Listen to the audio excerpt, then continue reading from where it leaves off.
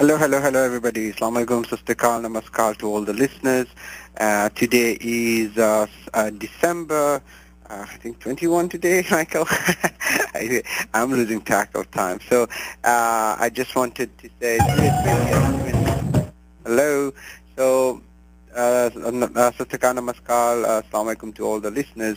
And this is Attorney Shaparali, and we're going to talk, of course, about immigration. I hope you can hear me properly there, Michael.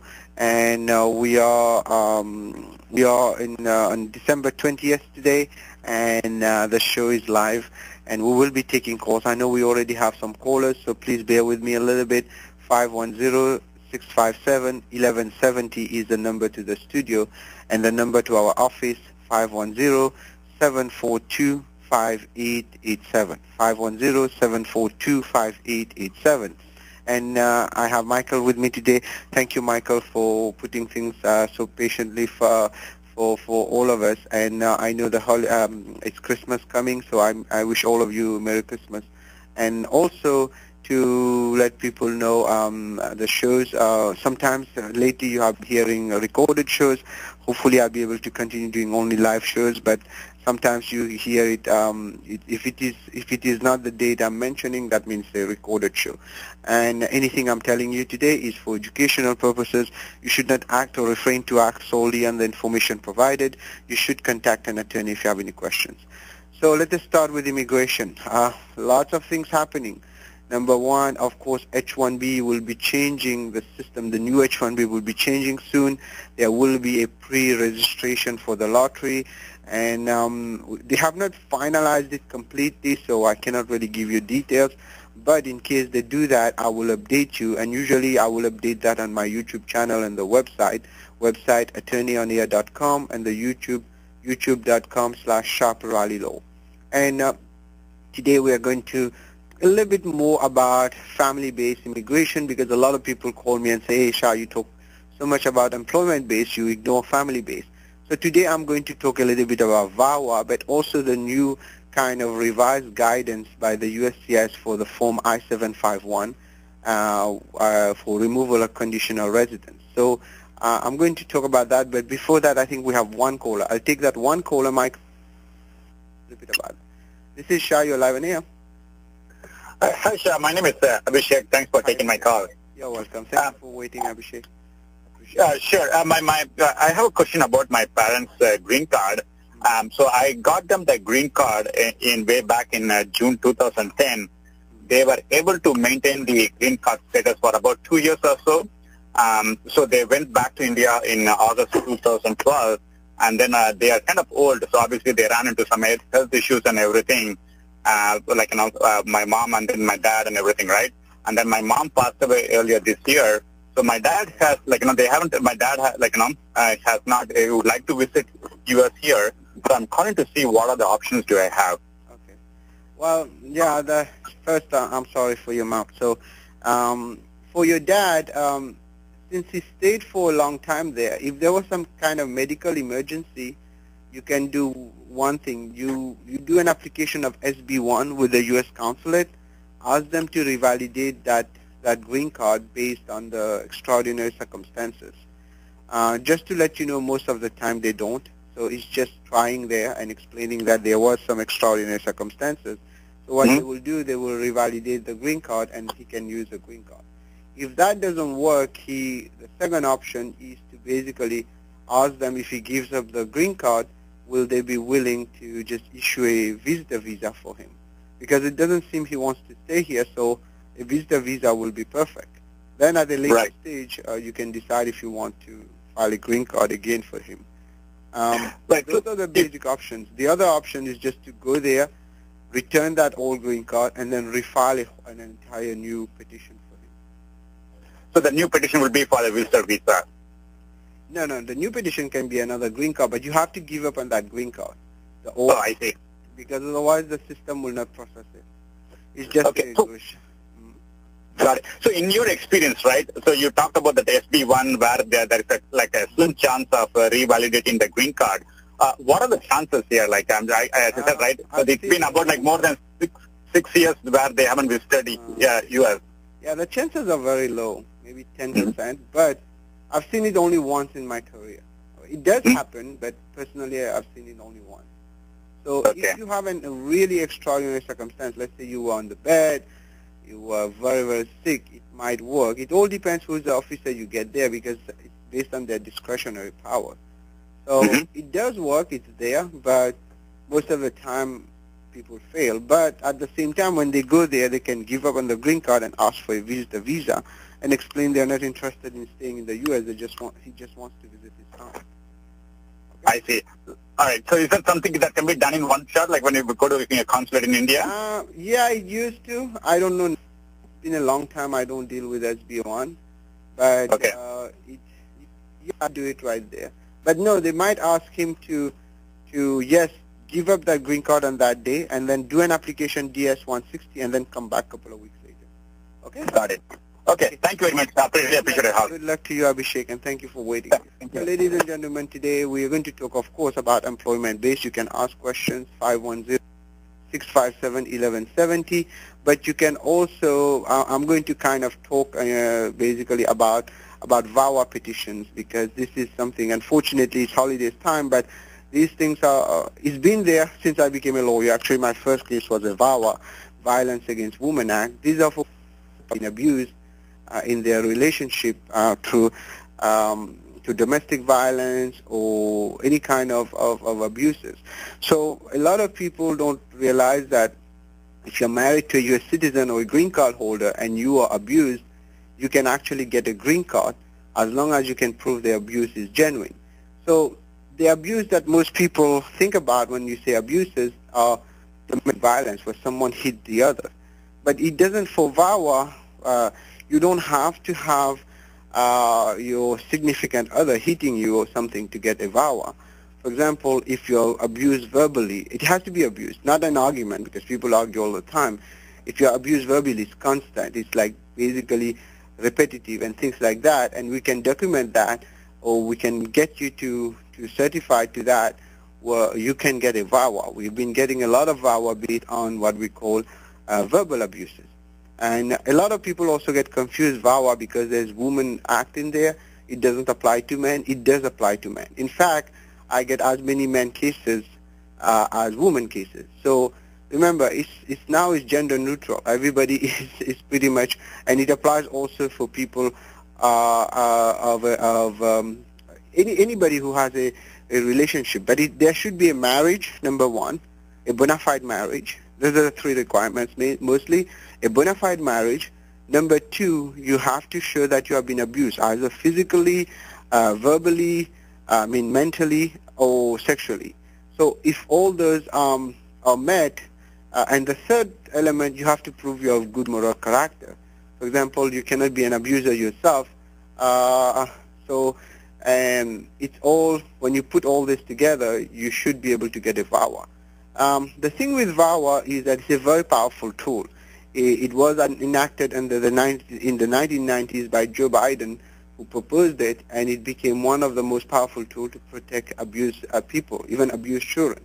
So what it does, number one, it cuts off basically that person who is abusing you and who is a U.S. citizen or a green card holder.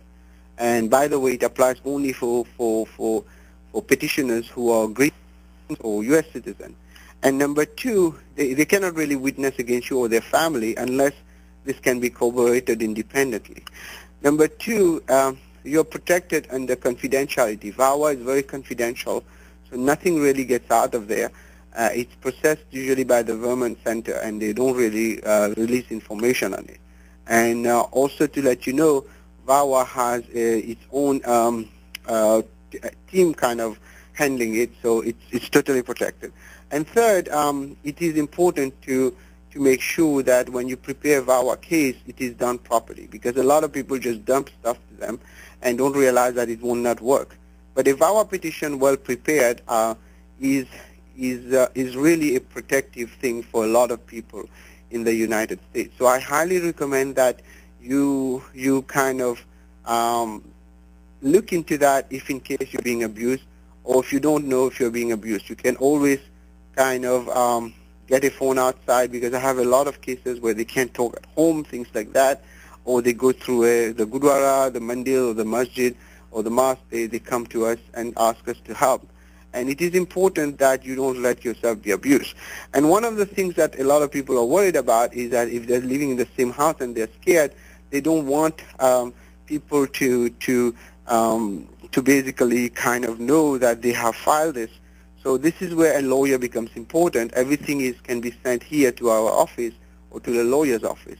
If you have been victims of certain of those of domestic violence, or not even domestic violence, but abuses, and you are at the mercy of a U.S. citizen or a green card holder, and you are also you're married to that person, you have to be married, you can look into a VAWA. The good thing with VAWA is it pretty much cut off the other side, and you can ultimately get your green card in the U.S. I've done a lot of VAWA, by the way. I've lost, I think I've done, I don't know how many, maybe 500, 600, and I've lost only one in my career, and that one was, even that we were able to fight it another way, and we won. So it is not something you should be abusing, but it is something that is available to protect people. So if you are in a situation where you're being abused, please don't hesitate. Give us a call, 510-742-5887. You can read a little bit more about VAWA on our website and on our YouTube channel. Also, you will get more information. Let me take a caller, Michael, and then I'll move on to the next. This is Shabra. You're live in here. Hello, Shah. Good morning. Good morning. My name is Jagdish. Hi, Jagdish. How are you? I'm doing good. Thanks for taking my call. You're welcome. Sir, your voice little slow. Low it's actually. Am I audible for you? I can hear you properly. Can you hear me? Yeah, better now. Yeah, okay. Okay, perfect. Sorry. Okay. Yeah. So I have a question about currently my visa is in transfer now.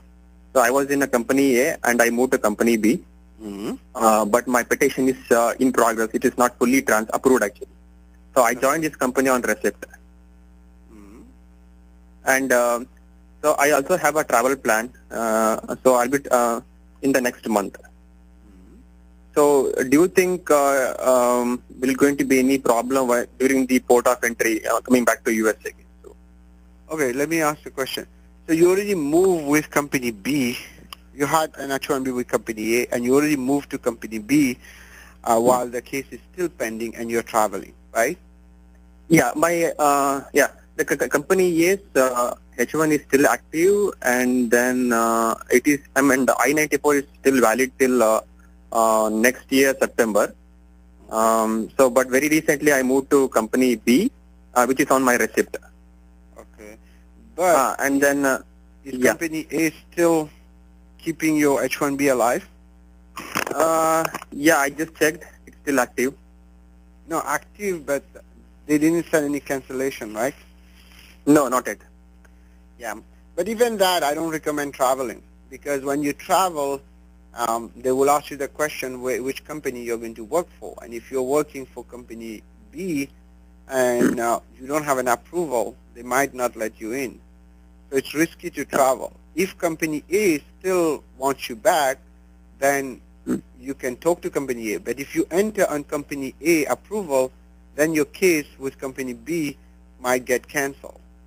So you cannot really travel while it's pending, especially when you move to the other company. Because this is my company B is a full-time role. It's a big organization, and then I felt what is the risk? I mean, I was not sure about the risk, but I was thinking it could be fine. It's So a very big risk, because the way your case was filed is a transfer, which means you're transferring the status, and the status gets cut off as soon as you travel.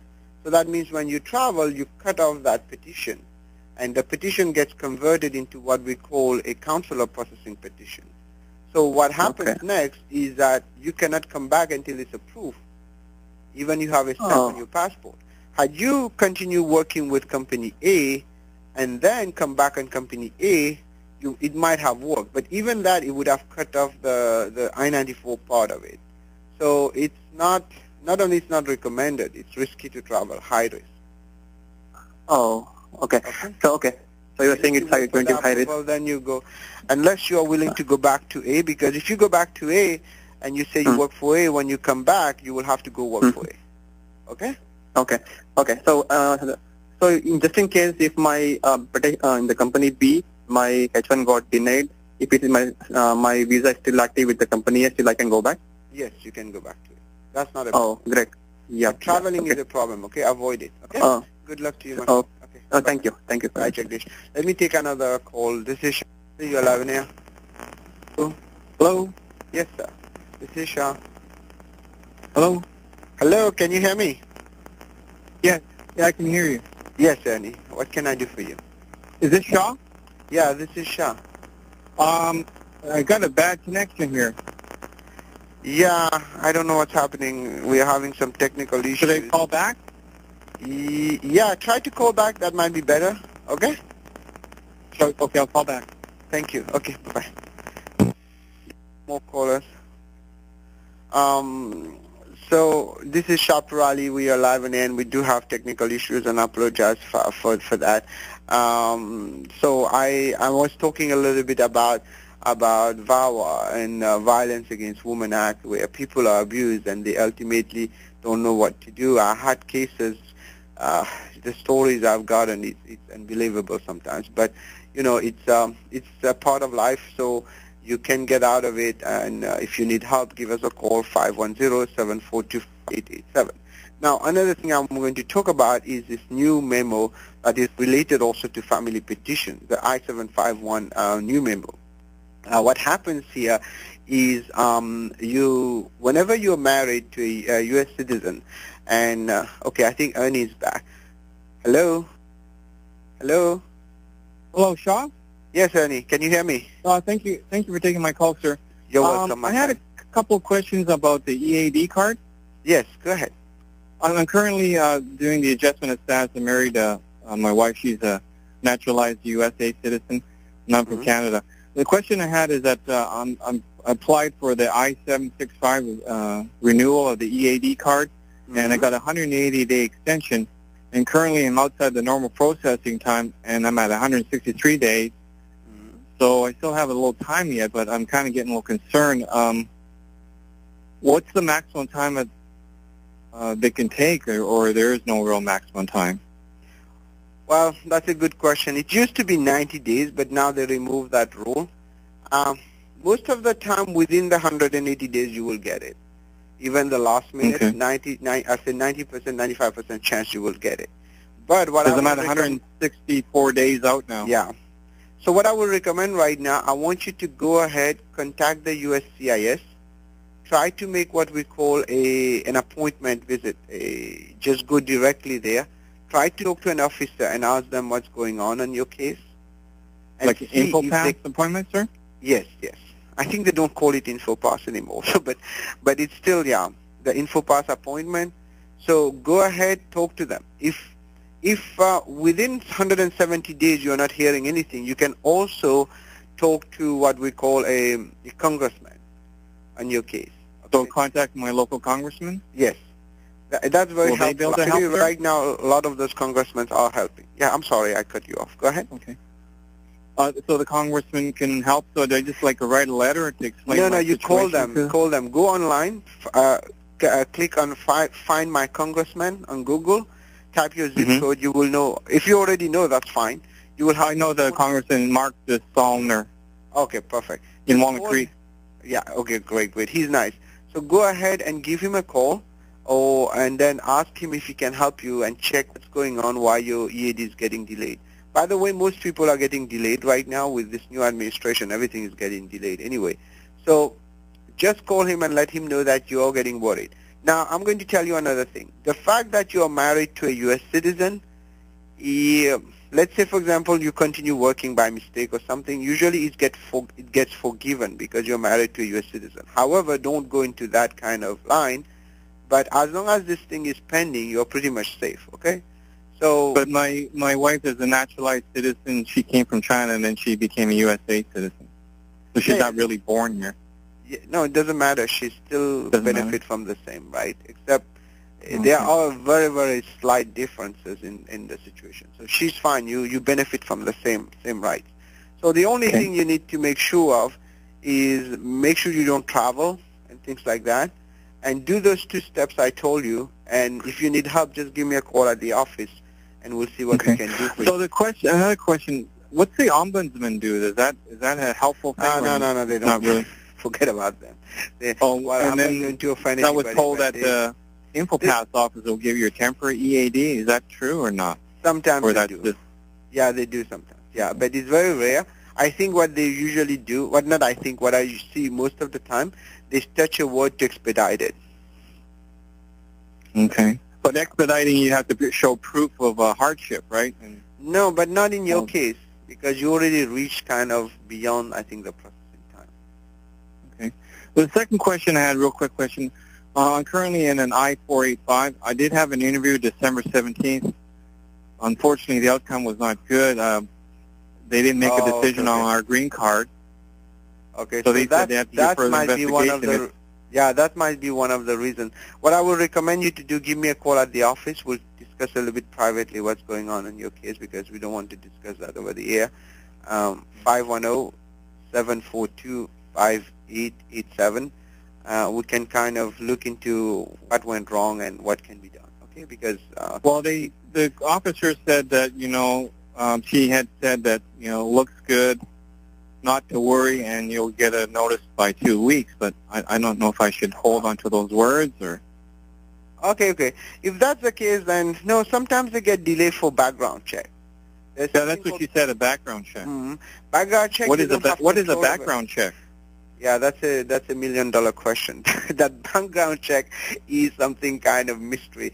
It's done usually by the CIA, FBI, and some other departments. And what they do, they review your entire background.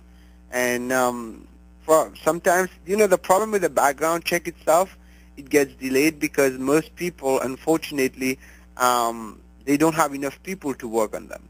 So what it does, it goes to a higher level, and when it goes to a high level, they have like maybe 1% per 1,000 cases. Lower level, they have 1% per 100 cases, something like that. So your case gets delayed and delayed. And background check, the best way to kind of clear them, there are only 2 ways to clear them. One, try to use a congressman to push the case, because that's why maybe they're not issuing your EAD. Maybe they will issue your green card soon. So at this point, I think it's a good idea to contact a congressman immediately in your case. Don't focus on the EAD. Focus on the green card itself. And there's another option which is really, really like the last resort option. You file what we call a writ of mandamus. So unfortunately, a writ of mandamus? Yes, but it's too early. What does that do, sir? It's a lawsuit. You don't want to really go into that right now because it's too early. You have to show that they have not made a decision on your case. It's been too long. Okay, so give me a call because I have to finish the show. I cannot really discuss a lot more on this, but we can talk in more details. But right now you're still early. First step, I want you to contact your congressman. That's your best bet. Okay? Okay, all right. Because I'm just more concerned about the EAD so I can still work. I'm not so concerned with the green card. That's why maybe they block the EAD. If they're going to issue the green card, then they don't need to issue the EAD. So there's something good that might be coming from that. Okay? All right, thank you. See you. So I don't know if I have more callers, Michael, but the caller Ernie brought very, very good points on family law petitions. And that's why one of the reasons it's good to have a lawyer involved is because you have all those issues. Even with a lawyer, your issues can be present. I'm not saying no, but like, for example, having your situation where your case gets stuck.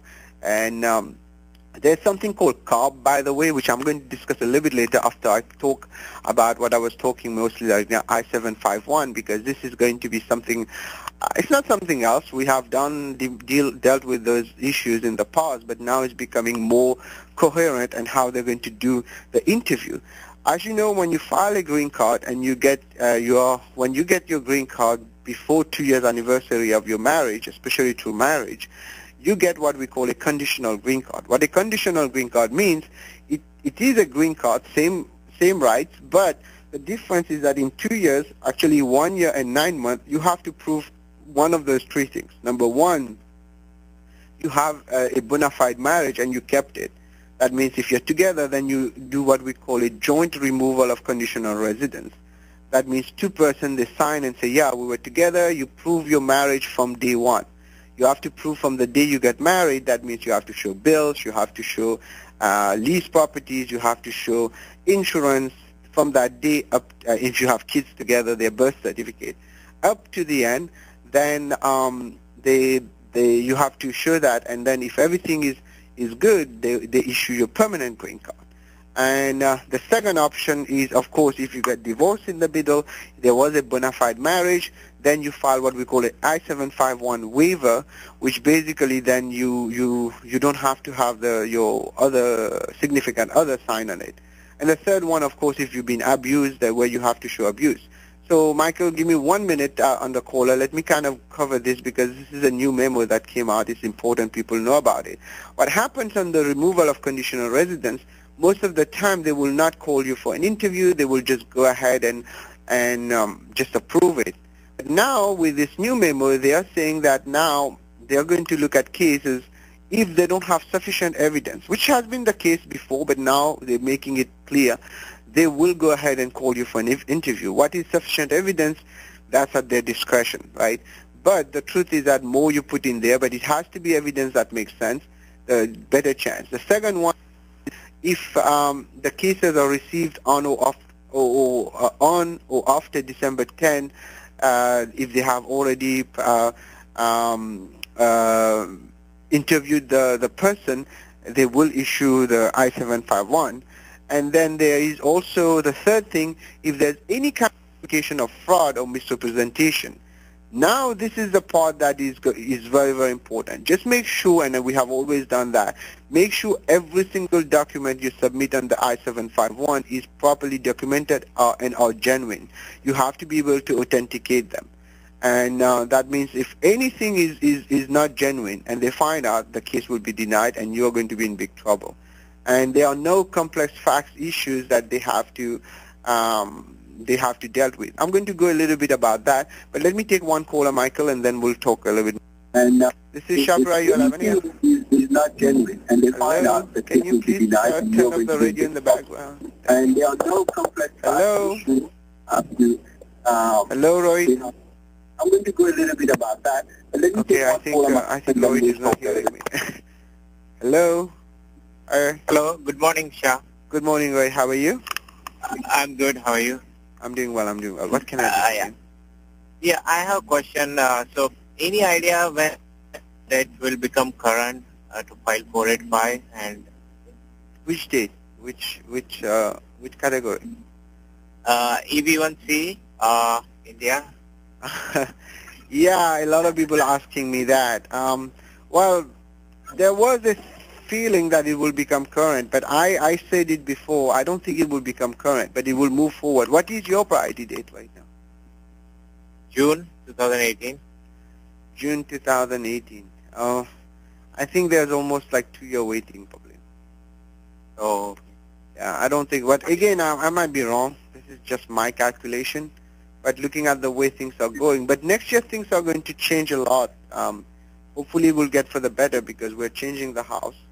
But at the same time, this is not going to really affect the visa built-in positively, but it might not affect it negatively.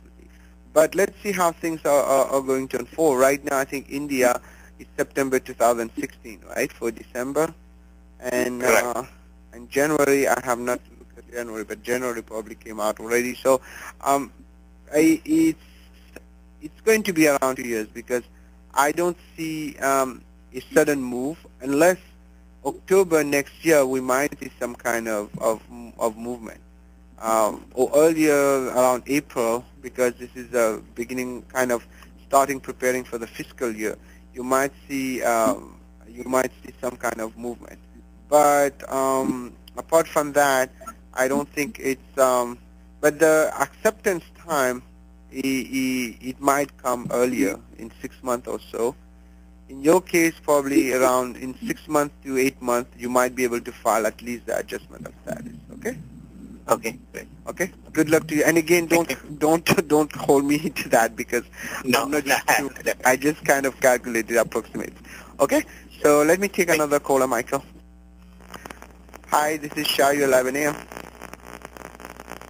Hello? Hello? Hello?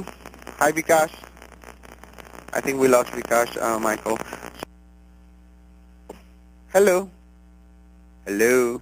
Okay, I think we lost Vikas. So please feel free to call 510-657-1170, 510-657-1170, the number to the studio, and the number to our office, 510-742-5887,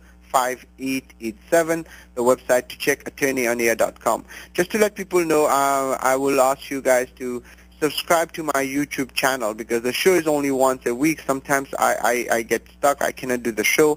So I try my best to put updates on my website. But again, the website, the issue I have to write, and it's been hectic recently. I cannot lie about that. And we have so much work that I cannot really write. And I usually do write my articles myself, but then by the time I edit and I make mistakes, so I just prefer just to do a YouTube, and people are very visual now. So my YouTube channel is very good right now for a lot of subscribers on there, but please subscribe and put the alert, and I will try my best to put you updates. The channel is Shah Pirali Law, youtube.com, Shah Pirali Law, SHAHPEE RALLYLAW, just to let you know. Michael, we have another caller. This is Shabra. You are there. Hello? Hello? Hello? Yes, this is Shah. Shah Parali? Yes, sir. Yes, sir. You're live on air. Yeah, hi. First I would like to thank you for your efforts for society. I really appreciate Shah. And here is my quick question actually. So what will happen to H-1B employees if their employer is going to bankruptcy? Because even I heard from even higher authorities, I heard my employer is going to bankruptcy maybe in some couple of months. So I wanted to understand what will happen to the H-1B employees if their employer is going to bankruptcy. Without any, maybe they will go without any notice or something, right? So what will happen? Oh, that's a very good question. Hang on, don't hang up, because I've never had a question like that in a long time. Well, I think I never got one. Okay, first of all, bankruptcy itself, it depends. I'm not an expert in it, but I know a little bit about it. There are three kinds of them, three main kinds. There's Chapter 7 for individuals. Then you have Chapter 13 also for individuals. There's Chapter 11. So if it is a Chapter 7 for the individual, he might be able to keep his business and the business still running, so it doesn't affect you. If it is a Chapter 11, which is a restructuring of the company, now the question, are they going to do layoffs and things like that? So it will depend on that, because a Chapter 11 is restructured, but Chapter 11 is not that easy. So it's not something that obvious to know, because it has to be full restructure. Usually they use that for big companies. Now you have Chapter 13, which is kind of a debt consolidation almost, and that also might make him keep his business because it's personal. So if just having a bankruptcy doesn't mean that the business is shutting down. If the business shut down, then yeah, it's like a layoff. You have 2 months, 60 days to move to another job. So you need to find out exactly where your employer stands on laying off or keeping the employees. So just having a bankruptcy might not affect you either. Okay? Okay, yeah. Okay. Yeah, thank you so much. Good luck to you. Good luck, and I hope I didn't make mistake on the bankruptcy, because that's not my area. So let me take another call. This is Shapra. You are live on here. Hello. Hello. Hello. Hi. Hello. Okay, Michael, I think we are having some technical difficulties, and I really apologize for that. I always have that. But I do the radio usually remotely, and I have people calling, so the two line merge, and we have those issues, and I apologize for that. So I was talking a little bit about this new memo for I-751. So that means basically most cases now will probably get an interview. So be ready for that, and don't panic. If you need help on the interview or preparing your I-751 cases or your marriage case, give us a call, 510-742-5887, 510-742-5887, and check the website attorneyonair.com. You will have our email info@piralilaw.com. So I was talking, Raj is back. Hello? Hello? Hello? Hi, Raj. Hi, Mr. Shah. Yes, how are you? Yeah, I'm good. I'm Raj, and I have a question, and this is related to my case only. So my H1 is going to expire in 2019, February 2019. My GC was filed in 2017, January 2017. Perm got approved March 2017. I-140 was filed on October 2017, and it is still pending. No result on that at this point. Now, looking at this situation... What is pending? Your I-140? I-140, which was filed on October 2017. Okay. I-140 is... And you didn't file premium? No. Okay, go ahead. Now, looking at the situation where H1 is going to finish on February 2019, like what are the best things I should do it, and so that I should not get into any sort of trouble?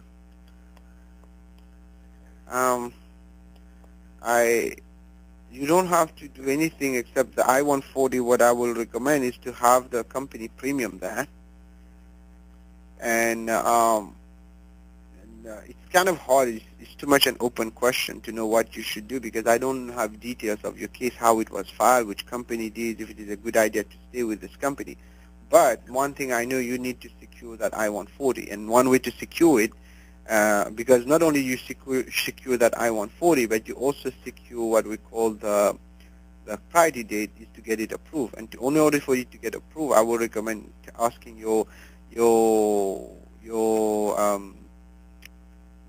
employer to premium that case. So unfortunately, I cannot give you more details. I don't have that much time. But if you give me a call at the office, we can do a consultation and we can go over what are the issues. But right now, you don't have any problem except protecting that I-140, because if that's protected, then the rest will be protected. You can use that for. You're on EB1 or EB2? This is not even EB2. This is EB3. EB3. Okay, that's fine. EB3 is moving fast too. But protect that I-140 because you need that priority date. So make sure first thing you do that. Got it. I got it. I do have one follow-up question, and I really appreciate if you can advise, because that is more of yes and no as an answer for that. Okay, go ahead. When I discussed this case to my immigration team, they filed a service request to USCIS about my case, and USCIS responded that they are doing a background check. Now, usually, a background check is going on almost more than a year now. Now, when I discussed it, like let's do it on a premium, then my attorney suggested me not to do it in a premium, reason being that they themselves declared it as they are doing a background check. So let them do it on their own time.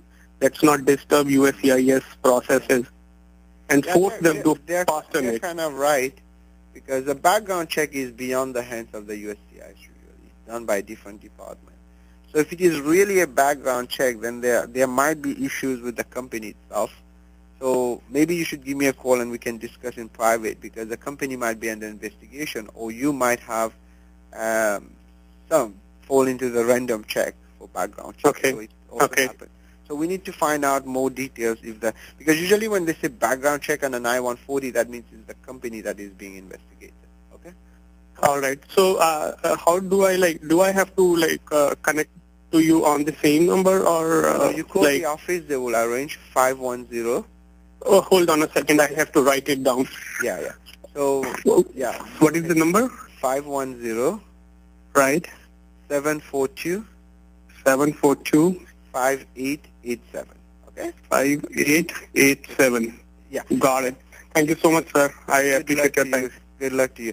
So, ladies and gentlemen, I won't be taking more callers now. I didn't realize I went so long, and I just wanted to now talk a little bit. You know that H1B is opening, and if you need help as a company, because now the H1B is it's never been easy lately, but it's going to be harder because of the, well, not harder, but we don't know because things are getting tough now. So if you need a good lawyer who can really help, we are here for you. You can call us 510-742-5887. We'll have special deals for companies, startups, etc. So give us a call. And our work is really different. We are not a bulk machine here. We really kind of process our case differently. And I wanted to congratulate our team in Washington, D.C. for they keep winning on those EB1. And if you need help on EB1, please give us a call, 510-742-5887. Check a little bit the kind of EB1A we have done, because many people think they don't qualify, but they do. So give us a call. Now, the other thing that we are getting a lot of calls to now is debt settlement. It seems that the market's starting to go slower, and a lot of people are worried. Their credit cards are in trouble. They have business loans which are in trouble, and they want people to help them. We can get you out of those debts without having to go into a bankruptcy. Like a lot of people go into bankruptcy, but bankruptcy is not very helpful. So we can negotiate those debts. Read a little bit what we have done in the past on yourdebtsettlementattorney.com, yourdebtsettlementattorney.com. You will see we can help. For example, let's say someone owes $10,000 on a credit card.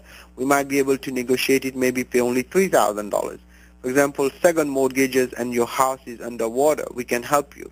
So you name it, there are many things we can do for you. Just check it, and we will go ahead and help you and assess your case if you need help with credit cards, mortgage, and lots of business. A lot of people lose their business, and they end up having issues on basically kind of deciding what to do, and they owe money on their credit cards or their business loan, and we can help you on that. So now to recap, Amit, just bear with me a little bit. Give me 2 more minutes, and then you can move on. Sure. Yeah. So I just wanted to recap today. We were talking about family petitions, VAWA, and I didn't have time to talk about U-Visa because it's a different ball game. But that also, if you are victims of certain crimes, you can ultimately get a green card through it. So if, for example, someone attacks you, try to hurt you, and things like that, please give us a call. We might be able to get you a visa. Today I didn't talk a lot about employment-based because a lot of people say I keep talking about employment-based, although our callers were able to help us kind of merge employment-based. So I wanted to thank you, and for all those listening, happy holidays. I wish you all the best for this season. Stay safe. The weather is going to get a little bit rough, but hopefully you will be able to enjoy with your family. We'll be back next week, same time, and we will be talking about all those issues. So I'll let Amit continue, and before I go, anything I told you today is for educational purposes only.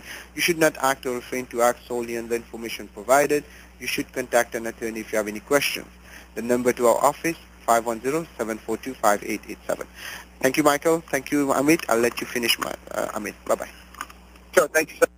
And hello to all the listeners. So to everybody. And very, very happy holidays to everyone. And hope you guys are having a great fun with your family, enjoying by